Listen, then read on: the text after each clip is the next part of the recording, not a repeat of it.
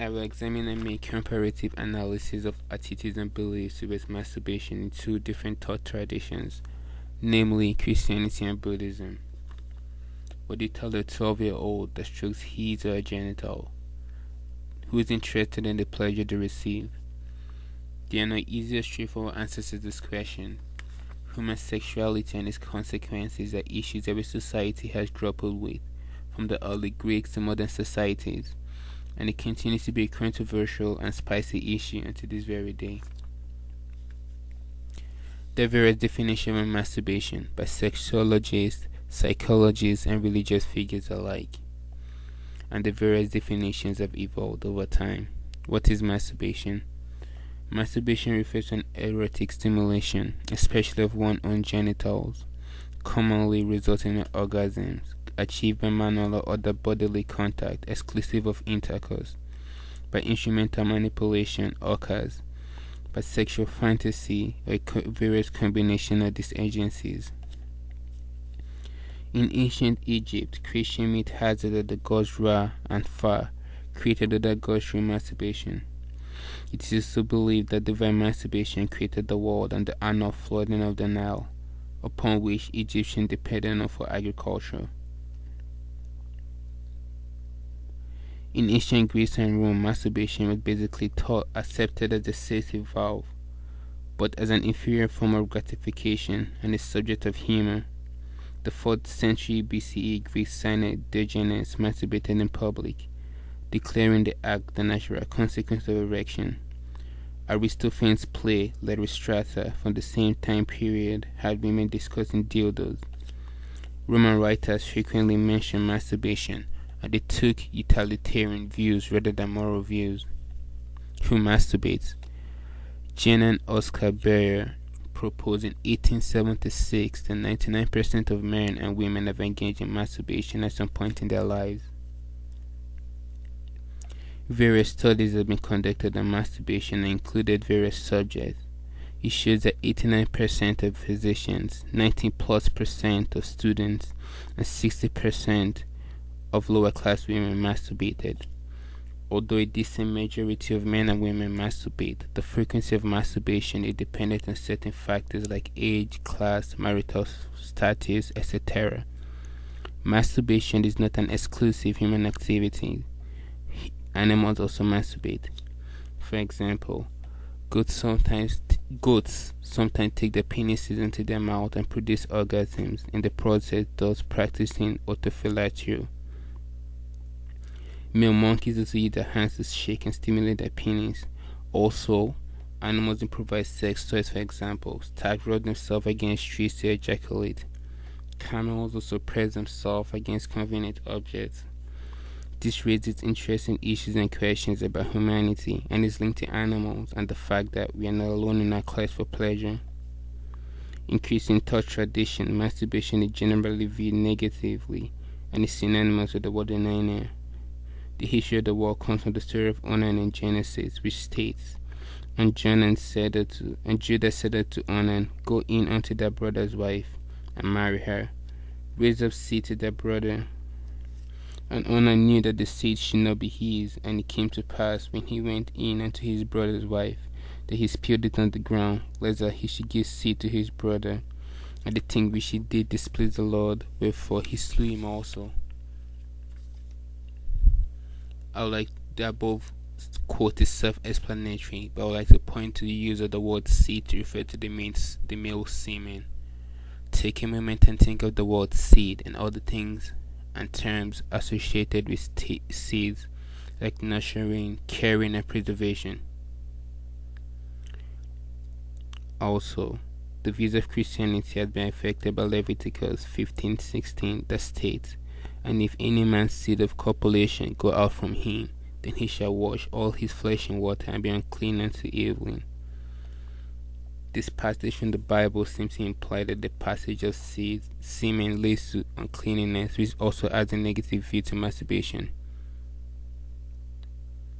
Masturbation was thought to be considered a host of diseases and abnormalities. For example, masturbation was thought to have been the cause of syphilis, gonorrhea, constipation, vision and hearing problems, heartbeat irregularities, small or abnormally large penis, insanity, impotence, nymphomania, and tuberculosis.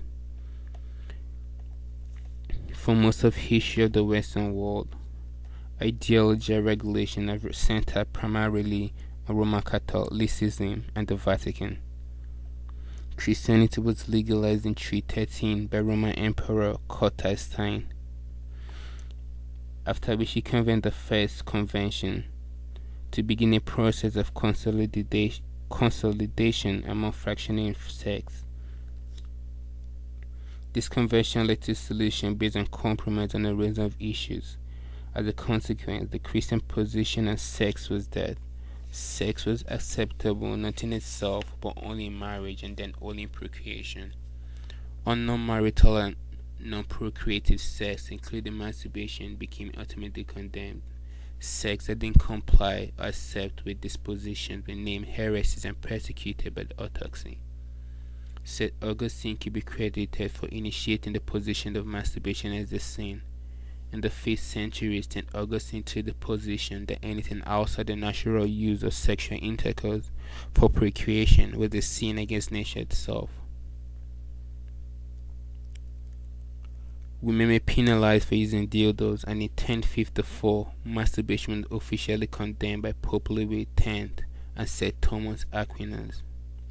This may seem ironic, but masturbation before or after marital intercourse has been explicitly permitted by Roman Catholic theologians by tradition established in 1748 by Alphonsus Ligori. Certain state laws in the United States could be interpreted as being against masturbation in the presence of someone else. For example, Michigan laws define as a felony any act of gross indecency in public or private, whether with the same or opposite sex. As of 2001, 6 states has laws prohibiting the distribution of sex toys. We can basically look at attitudes in the United States towards masturbation are generally negative. Views on masturbation vary among various Christian sects. The Mormons are the most restrictive, followed by Jehovah's Witnesses and Lutherans. On the other side of the spectrum, we have Unitarian Universalists who view masturbation as a natural, valid, and safe form of sexual expression. Buddhism. In Buddhism, pleasures are experienced and enjoyed through the sense organ are regarded as mean and detestable. Both thought tradition, that is Buddhism and Christianity, consider renunciation of sexual pleasure as positive. Buddhism, like Christianity, has traditionally discouraged masturbation. Buddhist monks and nuns taking vows of celibacy are also prohibited from masturbation. Sexual behavior with the same or opposite sex where the genitals enter any bodily orifice is punishable by expulsion from the monastery. Masturbation, when considered a serious offense, does not lead to expulsion, only confession before the monastery community. While masturbation is prohibited when a man or woman has entered the order of celibates, for lay people, masturbation is not explicitly prohibited. In an interview in England, the Dalai Lama declared that while letting out semen may be allowable for the lay person as temporary satisfaction, it is very harmful to Buddhist monastery practice. For lay people, masturbation has sometimes been expressed as sexual misconduct and prohibited. For example, in this Tibetan tantric text by Paul Pimpoche, sexual misconduct doesn't include acts associated with particular persons, places, and circumstances. Masturbation, sexual relation with a person who is married or committed to someone else. Buddhism expects its adherents to maintain a certain level of ethical behavior. The minimum required of a lay Buddhist is embodied in the Pancasila, translated the 5 precepts, the third which pertains to sexual behavior. The third Pancasila refers to enjoying sexual pleasure but not in the wrong way. While the lay person is not prohibited from sexual pleasures, it must be in moderation. In Buddhism like Christianity, the semen is viewed as vital. Masturbation is generally frowned upon because it involves depletion of semen. The semen is viewed as the male most valuable possession and should not be squandered. It is considered to be Buddha's fluid. It is also believed that an advanced tantric practitioner will bleed semen when caught or injured. Compared to the United States, masturbation in Japan is considered humorous and is more liberal in terms of views. For example, in Japan, there's never been an onus on ejaculation, while a masturbating Buddhist nun and monks frequently appear in Japanese erotic acts. The nuns are usually shown masturbating with a dildo that attaches one of their feet, and the monks are depicted as voyeurs.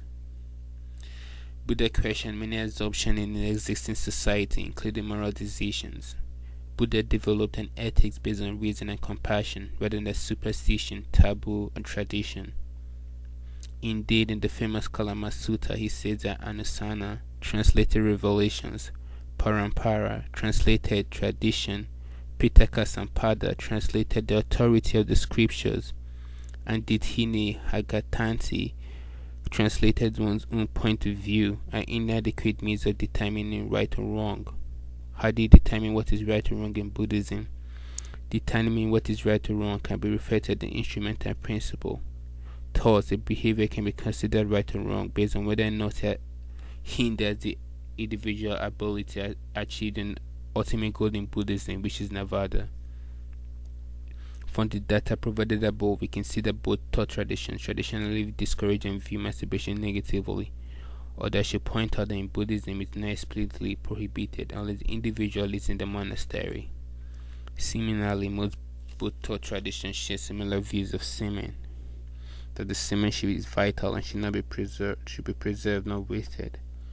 When comparing societies that practice both thought traditions, they discover that Japan has a more liberal and humorous view towards masturbation in comparison to the United States. The conclusion can be made that both thought traditions are similar in their views towards masturbation. In Buddhism, the emphasis is placed on whether masturbation hinders the individual ability to achieve Nirvana, thus making it a personal decision.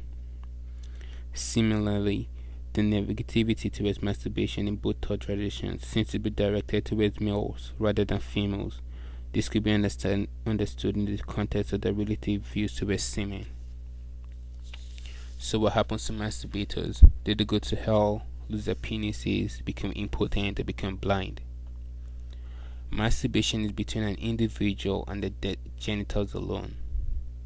The issue in whether it is right or wrong comes down to the individual, his or her conscience, and the underlying consciousness.